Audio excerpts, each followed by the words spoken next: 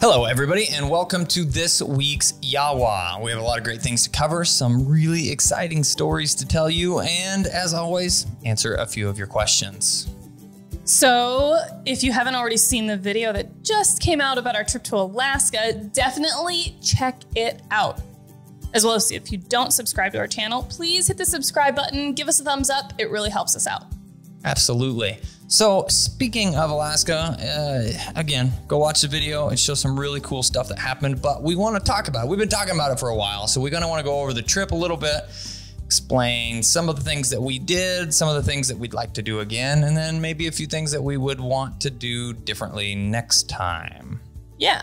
So definitely had an amazing time catching fish. We caught a ton of fish. We caught a ton of fish. I mean, it was ridiculous. We probably could have caught a little bit more fish if we'd caught a few bigger fish, but ultimately we have a lot of fish and it's going to take us a long time to eat it all. Kat and I brought home over 100. There were 7 people on the boat. So we got 1/7 each. That's how we divided all of the meat out, whatever. So he got a 7th. I got a 7th. Yep. And we brought home over 100 pounds of fish. That's a lot of fish. Especially because, fun fact, did you know one of the fish that we were fishing for was halibut, but Ethan looked up, a serving size of halibut is only 4 ounces, which is, only 3 ounces, which is not very much, but 3 ounces has 22 grams of protein. 22 grams of protein. That's a lot. Only 2.5 grams of fat. And a total of 115 calories. So super duper healthy. Super healthy. You know, granted, definitely I'm going to be eating closer to like 10 to 16 ounces at a time because That's still like not even that many calories. I'm that kind of guy, you know. But we probably will fry some of it a little bit, so that won't make it as healthy. No, we got the opportunity to eat it. Dr. Peter, some of you have met him. Dr. Peter Armstrong DVM. I refer to him that as all the time. It's kind of an inside joke. But if you listen to what I said, you might chuckle a little bit at the stupidity of what I just said. So what we did, though, on the boat was we were ate to blacken. We cooked it that way, ate it with some pasta. It was absolutely fantastic. I mean, just fresh, just caught a few hours before at the most. Yeah, probably just a few hours ago, and then was cleaned on the boat and cooked on the boat while we stayed on the boat overnight in this little bay area out in the ocean, tucked up in this little bay area. And it was gorgeous. Cove, I guess. Cove. There was this waterfall into it. There was super still water. It was just gorgeous. We're parked there in the middle of the cove and a bald eagle flies over the ship. It doesn't get any more American than that. I'm saying right now. It was pretty awesome. And every time you looked around, you were seeing something just amazing. That I burnt the battery out of my phone over and over and over. And Ethan was taking pictures and videos on the good camera. We couldn't get enough of the wildlife and the scenery. I mean, the vistas were amazing. These giant mountains with waterfalls and glaciers. And then the wildlife was awesome. There were the cutest otters I've ever seen in my life. They were so cute. I got some videos of them. Have you ever seen an otter in your life? Maybe in the zoo, but not in the wild. Sea otters. Yeah, it was really cool. And then there were these little puffin that were so cute. There were 2 of them that would hang out around the boat while we were fishing. And I didn't know that puffin would like dive, and they can dive really, really deep and hold their breath for a very long time. And then they pop right up to the surface. And, you know, we're out there fishing and we've got bait on our lines and they're trying to steal the bait off our hooks. It was kind of cute and comical at the same time. And we were catching plenty enough fish, so it wasn't a hindrance, but it was really cute to watch them dive down, come back up, hang out for a little bit and dive back down again. Yes, it was really awesome. One of the things that I say that I probably wish that we could have done is Peter and his cousin who came with, Nathan, got the opportunity to go up to, I think it's Denali National Park. Is that? Denali is how it was referred to, and I need more information on it. But some of the pictures that Nathan got from that were just insane. They saw a ton of wildlife, caribou and brown bear and birds and all kinds of things that look like that would be a cool, you know, sightseeing tour to take if and when we get the opportunity to go back. Because we didn't get to spend as much time away as we would have potentially liked, as well as to be able to do all this. Alaska's a pretty big state. And so to be able to get all over the place to see all of the things, I mean, you need more than a few days. Some of the Alaska people, and you may know Alaska's pretty big, or you may not, but they jokingly referred to, because Peter's from Texas is Alaska's little sister. And when you look at it, I believe, and don't quote me on this, but I believe Texas fits in Alaska like 4 times, and Texas is giant, maybe more than that even. I mean, we covered a very, very, very small portion of it, and it was very cool. It was very, very cool. We saw bald eagles too, which we've seen bald eagles where we're at here in Kansas, but down there it was really awesome. We saw quite a few of them. And there was a lot of them around. Yeah. And then sea lions. Oh my gosh, they were so cool. It was like Sea Lion Rock. There was an entire rock covered with these big, fat, lazy sea lions that did called, nothing.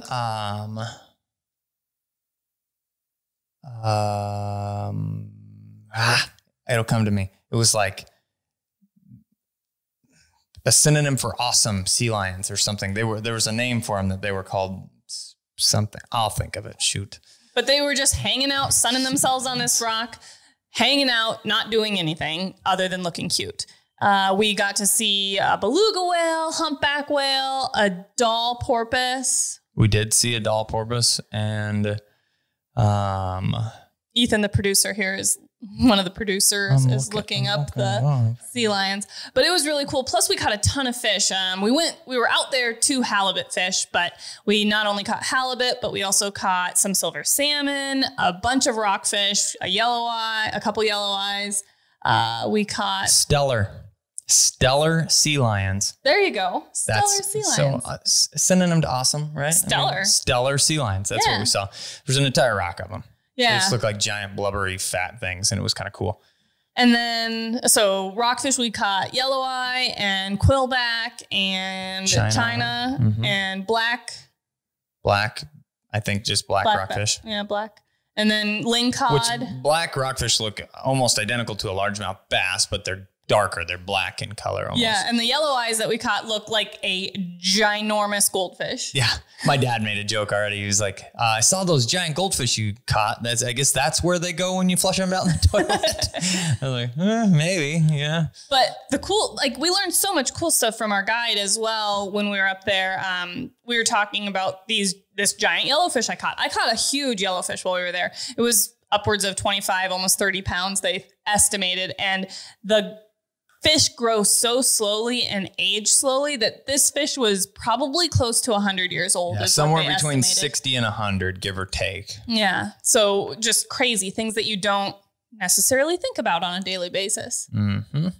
Well, we did endure some rough seas. The first day that we went out, it was pouring and it wasn't as bad as it was supposed to be. It was supposed to be 6-foot waves in 6 seconds, which essentially means it would take you 6 seconds in between the next wave hitting you. It's just a lot. And that wave would be big enough that you'd kind of be doing a little bit of downing and upping a lot instead of just more or less chopping through them. Yeah, but it was still pretty rough. Thank goodness for a motion sickness patch so that I didn't get seasick. But it was still pretty intense seas, and it rained on us most of the day that day. We got a few spots of clear weather, but yeah, Mike that came with us caught the very first fish of the trip, and I caught the very first halibut of the trip. Yeah, I caught the very first fish of the second day, so I'm pretty proud of that.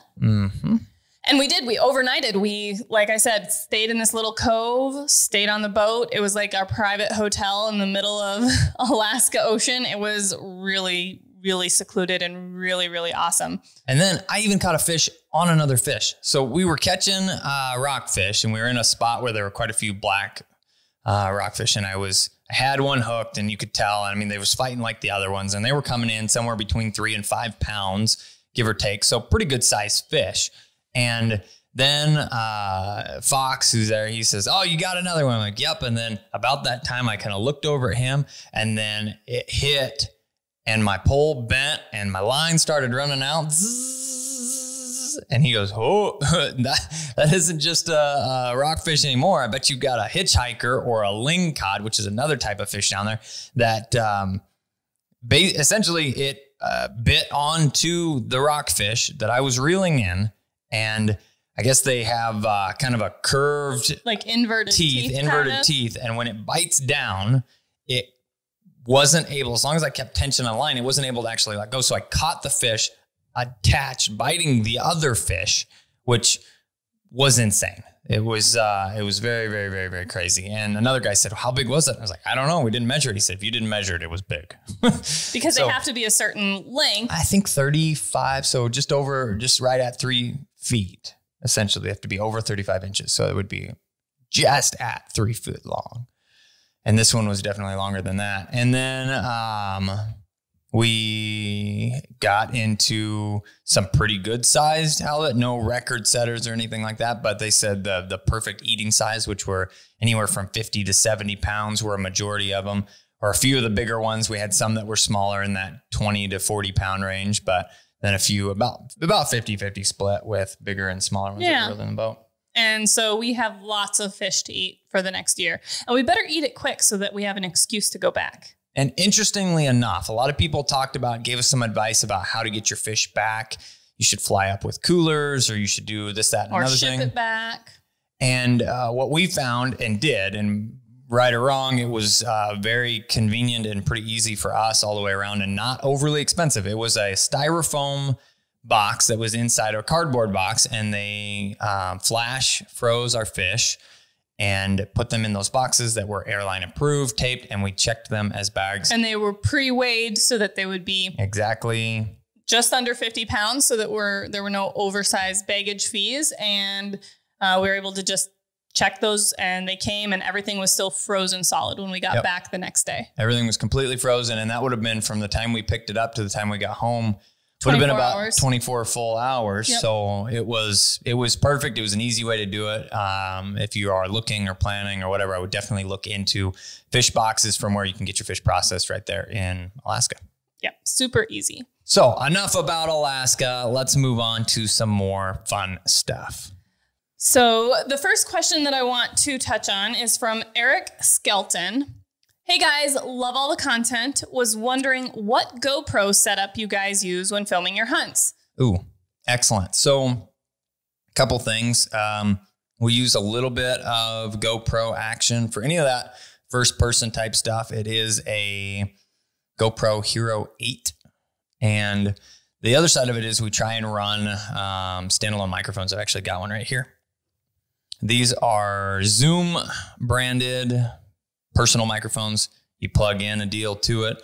They run off batteries, little lapel mic. So that's it. So that everybody can kind of hear what's going on too. Audio adds a big. Yeah. Cause the audio on those GoPros really isn't too bad if there's no wind and it's facing you. But if I've got it flipped and I'm looking out, the microphone doesn't pick up our audio very well. So having the lapel mic on is super helpful for that. And we used to use the GoPro 7s, but you had to put them inside a little case that the case then had a little attachment that then you could clip to your hat. So every time you had to change a battery, you had to take it out of the case, put a new battery in. And I will say I've got a couple of them here. These little GoPro batteries suck.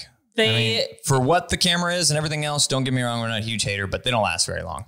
No, so you're constantly, if you're, making a big loop and doing a push, you don't know when you're going to find birds. You don't know when, the action's going to happen. So you're recording the whole time. You're recording the whole thing. And so you don't necessarily know when to start, when to stop. So you just run the camera the whole time and you're having to switch batteries out. I know I've had to switch batteries out like 2 times in one push before we're back to the truck.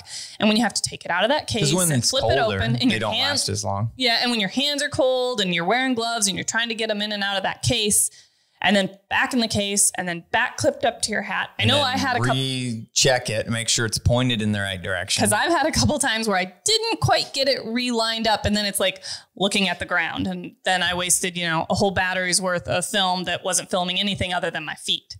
Yes. So now we use the 8s, which is the holding mechanism basically is built into the camera itself, and then there's a side door. You can flip that bad boy right open. Shoots 4K. 4K 60, I believe, is what you're shooting at the highest end that it's filming at, but it also shoots slow motion stuff. And some time lapse. So it's got some other features. It has a smart time lapse feature, which works pretty good. So it kind of, it takes all the pictures and it adjusts how the time lapse works automatically, which is kind of cool.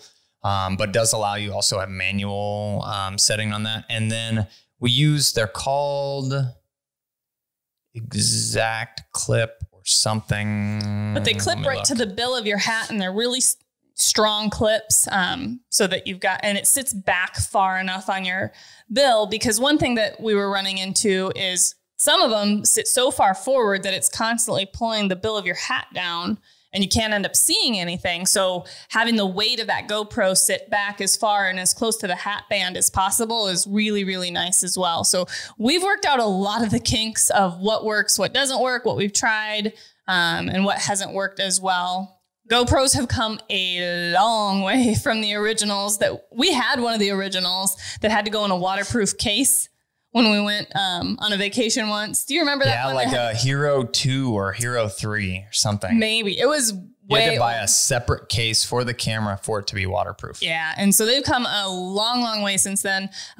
They still are a wide angle, but they're definitely not so fisheye-like, which makes it pretty cool to watch. Well, you actually have the ability to change that now in the settings. So you have a wide view, which would be that fisheye. Then you have a standard view, and then you have a more narrow, or they call it linear view, which gives you the least fisheye or wide angle type of view, but you do lose, the angle in which you're viewing. It's more straight ahead, which for the most part is the direction that I'm looking. So it works out all right. And I don't care for the fisheye look. I don't feel like it meshes as well with any other clips that we had to the video either. So yeah, so that's what we use for our GoPro setup for the most part. And if you're watching, I am almost positive in the description below, we actually have links directly to all of these products. But if we don't, we'll make sure to add it to them, any of these extra things. The last that I've got here it's called, and this was a recommendation from another YouTuber and friend of ours. It is called Same Top. And that is a mount, looks like this. You probably will or will not be able to see that. But the Same Top, it's a big clips right onto your hat. It's Jordan with Jordan's Harvest. If you haven't checked out his channel, I definitely would do that. But he led me onto that because we tried a couple different things, and this one seems to work really well. It's easy to clip it on there, zeroed at where it's supposed to be. And, for the most part, you're pretty much pointed right where you wanted to be before. So really great question. This evening, as I'm getting just another little Weller Antique 107, pretty tasty pour, a little bit harder one to find. If you're going to the store, just, hey, ask for the Weller red bottle. You may not find it depending on what part of the country it is, but if you get lucky and you see one, definitely pick it up. It's pretty tasty. Just what I did, found it downtown here. It's good. Good. So speaking of the GoPros, and we usually use them when we go on hunting trips, somebody named Doug Ing, why does South Dakota have such a large pheasant population? Here in Ohio, the natural pheasant population never recuperated from the 1978 blizzard. Well, I don't know much about Ohio. Been there once or twice, maybe passing through kind of deal. And, but I can tell you, as far as South Dakota goes, they put in a lot of effort to take care of that. And that's a lot of time the individual farmers or the people that are doing guided hunts and that aspect of things.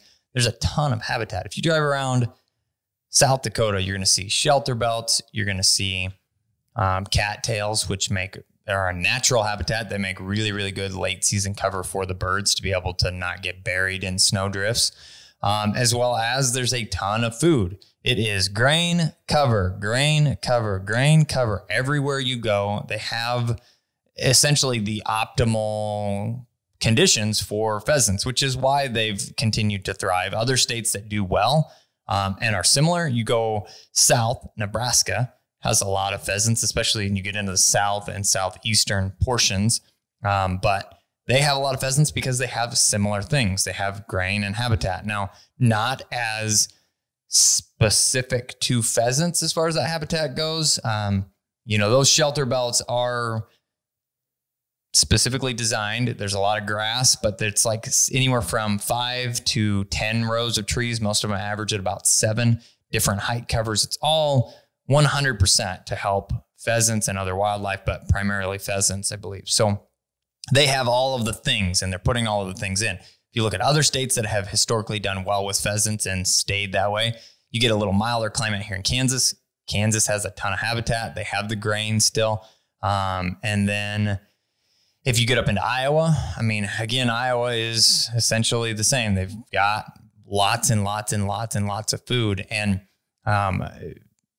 cornfields make really good pheasant habitat. Beans are good. All of these things are good. And if you are in this specific region, you see a lot of similarities. And I think that's probably why those states have continued to be in the top tier of places to hunt. Yeah, definitely habitat and food. And there are things other like predators and, you know, that bad springs or really harsh winters that are going to affect those populations as well. Yeah. I would say one of the number one things that people overlook is how important the spring is and moisture content is to birds, but not for the reason you might think. It's not because they need the water per se, or they need puddles everywhere to drink out of or everything else. It's more for the chicks in a sense of, and adult birds too, but primarily the chicks. They eat bugs.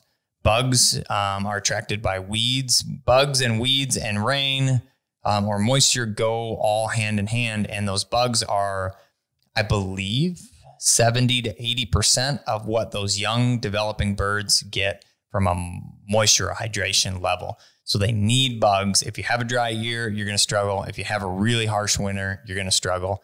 And, you know, these prime areas that we talked about kind of have all of those things. Now, as far as declining populations all the way around, Kat's right. There's a lot of different opinions on what the reason for that is. And I think that sometimes it gets overlooked in conversations that it's not just one thing. It's probably all of those things. The fact that you can't get any money for fur, so people stop trapping. It's not hardly worth it to get $1 or $2 maybe for a skunk or a coon if you're lucky. I don't know what the exact numbers are, but I know it's not much. And coyotes have jumped a little bit here and there, but still even them, I mean, it's got to be pretty good condition coyote to get any money for it. And foxes, all of that stuff, trapping.